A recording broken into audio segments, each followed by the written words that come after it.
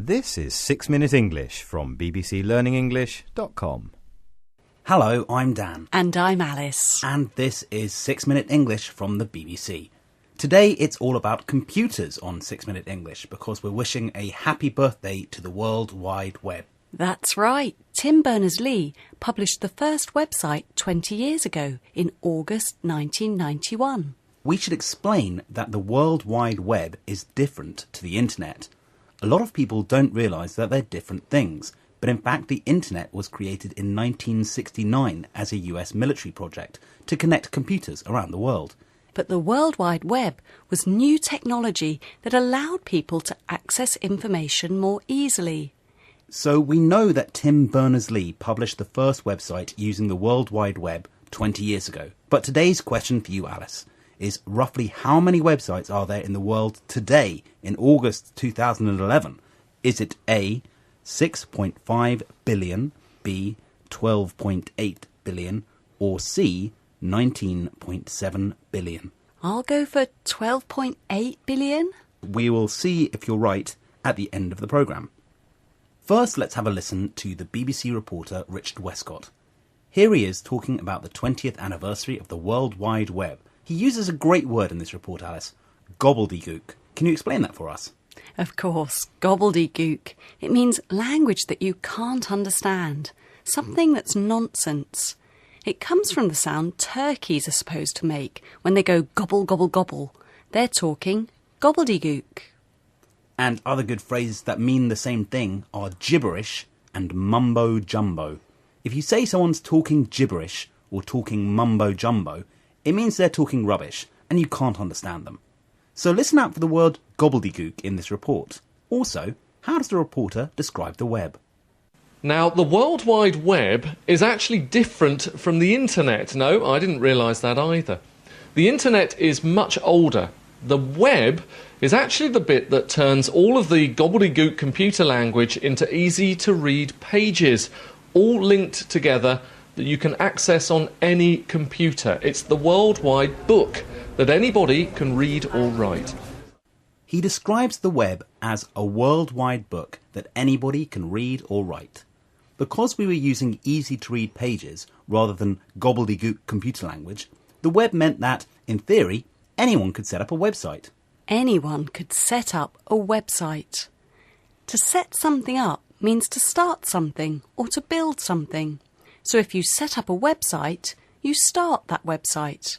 So the first website was set up 20 years ago at CERN, the European Centre for Nuclear Research. But how did the websites become so popular? Professor Wendy Hall is a computer scientist at the University of Southampton in England. She explains that as Tim Berners-Lee spread the word about the World Wide Web, other scientists set up their own websites. Tim Berners-Lee spread the word about the web. But the phrase spread the word means that you're telling a lot of people about something. You're literally spreading the word like you spread butter on bread. So let's listen to Professor Hall using the phrase spreading the word in this clip. How does she describe the sort of people who started setting up websites? At the first case, there was one website, the one Tim set up at CERN, and then as he started spreading the word, others, very early adopters, generally scientists, geeks, started setting up websites. So it was scientists, early adopters and geeks who started setting up their own websites. Early adopters. That's quite a new phrase. It means someone who starts using new technology as soon as it becomes available. And what about geeks? Geeks. Now, this is an interesting word. It's an American slang word that used to mean someone who was uncool or unfashionable. If you called someone a geek, it was a bit of an insult. But now geek quite often means someone who is really interested in a particular topic. So you could be an arts geek or a history geek or even an English language geek. And these were technology geeks who started creating their own websites. They were the early adopters of the World Wide Web. Let's hear the clip again and listen carefully for the phrases spreading the word, early adopters, geeks and setting up. As he started spreading the word, others, very early adopters, generally scientists, geeks, started setting up websites. OK, Alice, at the beginning of the programme, I asked you how many websites there are in the world in August 2011. And I guessed 12.8 billion? Well, 12.8 is a large number, but in fact, there are a lot more. There are almost 19.7 billion websites in the world, according to recent figures. And that's 3 times the size of the Earth's population. So, wow. Yeah, it's a huge number. The World Wide Web was an incredible development, which let people set up their own websites and really get the most out of the internet.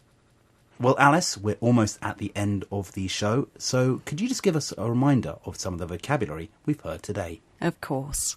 We had gobbledygook, gibberish, mumbo-jumbo, to set something up, to spread the word, early adopters, geeks. Thanks, Alice. Yeah, see you next time. Bye. That was 6 Minute English from bbclearningenglish.com.